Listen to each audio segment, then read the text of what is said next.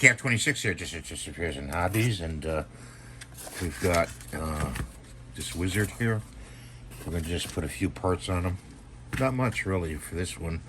He does have a base that's printing, and need a little glue in there.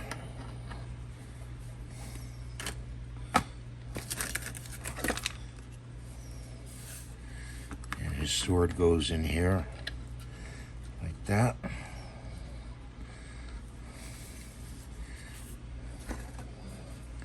A little glue in here.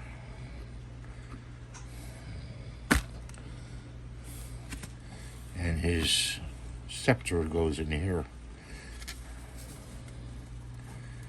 Okay. There he is. He has a hat.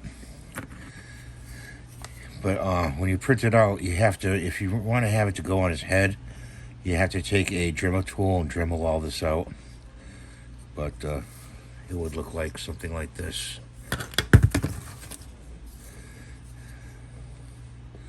Like that. Well, you could glue it on there like that too if you want with putty. But there he is. Pretty cool looking, huh? Like I said, all these are being donated to charity for a food bank.